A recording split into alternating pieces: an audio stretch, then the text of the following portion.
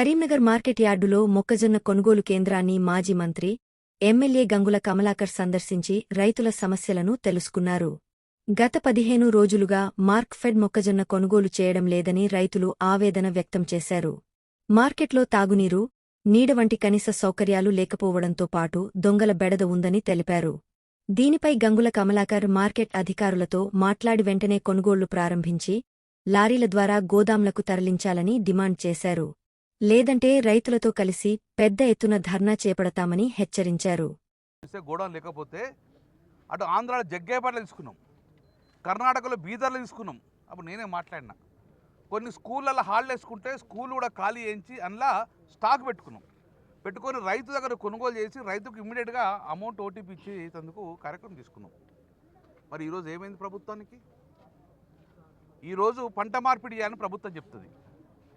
వరి పంట ఏకండి, పంట మార్పిడి ఏమని చెప్తే రైతులందరూ మీ మాట విని, ముఖ్యమంత్రి మాట విని ఈరోజు మక్కలేసారు. పంట మార్పిడి జరిగింది.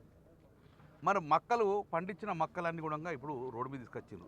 20 రోజులే బీట్లకు వచ్చి కూర్చున్నారు. ఇంతవరకు కూడా మార్కెట్ కొంటదా డిసైడ్ చేయలేదు. కొంతమంది మొన్న ఒక లారీ వచ్చిన తరకు శుతి లేదు, శుతిని ఉనకొచ్చుకోబోమని అంటారు. సరే శుతిని ఉనకొచ్చుకున్నారు. 20 రోజులే కాంట పెట్టలేదు. వరకు కాంట పెట్టినా కూడా 15 రోజులే లారీలు రాలేదు. ఇప్పుడు రైతు అడిగితే ఏమంటాడంటే మళ్ళీ రైతు, నువ్వు ఓనర్వా కౌలు రైతువా? కౌలు రైతు అని నీ పట్టదారు ఏడి? సార్ పట్టదారికి వెళ్ళాడు, దుబాయ్లో ఉంటాడు.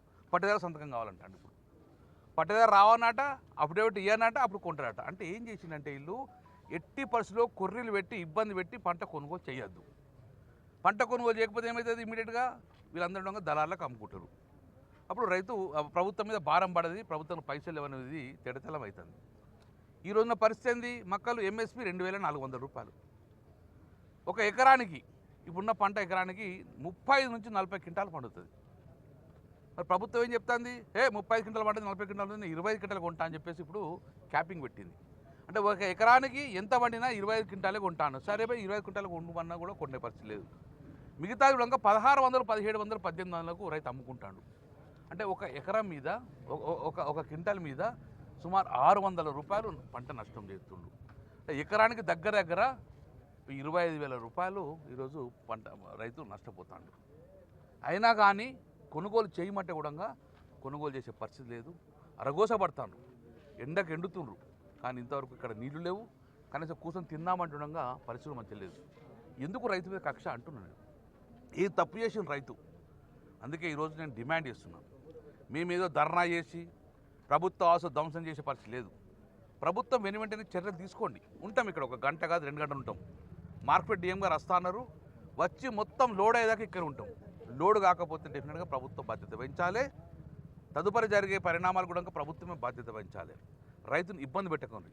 నేను వచ్చి గంటే ఒక అధికారం లేడు, మార్కెట్ లేరు, నాతో మార్కెట్ యార్డులు కూడా లేరు. ఈ పరిస్థితి మీరు రాంగ్ అవుట్ చూడండి దయచేసి. ఇది మార్కెట్ యార్డా లేకుంటే డంప్ యార్డా? మొత్తం చూస్తాడో మొత్తము డంప్ యార్డ్లాగా తయారైపోయింది. ఎండాకాలం వేడని బీడి దాకా బారేస్తే మొత్తం మార్కెట్ యార్డ్ మొత్తం తగలబెట్టే పరిస్థితి వచ్చింది. మొత్తం గడ్డి మాపులతో ఉన్నది, క్లీనింగ్ లేదు, మొత్తం డంప్ యార్డ్లాగా తయారు చేసి పెట్టిరు. ఇదా ఈ వాతావరణంలో రైతులు అమ్ముకోన్నా? ఇదా ఈ పరిస్థితి? అంటే మొత్తం ప్రభుత్వం టోటల్ విఫలమైంది. రైతు పండించిన పంట కొనటంలో పూర్తిగా విఫలమైంది. అధికార యంత్రాంగం లేరు, అధికార యంత్రాంగం నడిపించే మంత్రులు లేరు, అధికార యంత్రాంగం నడిపించే ప్రభుత్వం లేదు. నిట్ట రైతులను ఈరోజు పరిస్థితి చాలా అఘోరమైన పరిస్థితి, చాలా ఇబ్బందికరమైన పరిస్థితి. కాబట్టి రైతు దృష్ట్యా వెంటనే మక్కలు కానీ ఈరోజు ప్యాడీ కానివ్వండి కొనండి. రైతులను కొని రైతును పంపించేసేయండి. ఆ స్టాక్ అనేది ఎక్కడ పెట్టుకుంటారో మీ ఇష్టము. కానీ ఇమ్మీడియట్గా రైతు దగ్గర కొనుగోలు చేయాలని చెప్పి మా ప్రధాన డిమాండ్ చేస్తున్నాము. ఇవాళ రేపు చూస్తాము. మక్కలు మొత్తం క్లియర్ కాకపోతే డెఫినెట్గా ఆ రైతులతో ఉద్యమం చేస్తామని చెప్పడంగా మేము ప్రభుత్వాన్ని హెచ్చరిస్తున్నాం. ఒకరోజు ఈరోజు రైతు చెప్పిండు, ఈ పంట కొనుగోలు ఎప్పుడైతే చూసుకుంటే రాత్రి 3 బస్తాలు మక్కలు ఎత్తుకపోయారు. దొంగల పెడదా 3 బత్తాలు ఆ రైతు ఎత్తుకపోయారు. ఇక్కడ సీసీ కెమెరా లేదు. దొంగలు ప్రోత్సహిస్తానరా? దొంగతనం జరగడం ప్రోత్సహిస్తానరా? రైతును ఇంత ఇబ్బంది పెడతావా? 10 సంవత్సరాలు కేసీఆర్ ప్రభుత్వం ఇబ్బంది పడ్డాడు రైతు. ఇంటికాడ కూర్చుంటడంగా యూరియా బస్సులు వచ్చినాయి, ఇంటికాడ కూర్చుంటడంగా కొనుగోలు చేసినాము. మీ ఇంటి దగ్గరికి కొనుగోలు కేంద్రాలు తీసుకుపోయినాం కదా 7,800 పెట్టేసి. ఏది పరిస్థితి? ఈ ఫస్ట్ కొనన్నారు, ప్రభుత్వ ఒత్తిడి తీసుకొచ్చి మేము ఈ మొక్కలకు మార్కెట్ ధర కొనిచ్చాం. కానీ ఇప్పుడు కొనే పరిస్థితి లేదు. కొనకపోతే దళారులు వచ్చేసి 16,000-1,500 కొంటే రైతుకు కనీసం గిట్టుబాటు అవుతలేదు. పండించిన పంటనికి గిట్టుబాటు ధరవడం వస్తలేదు. కాబట్టి రైతు ఉసురు పోసుకోకండి.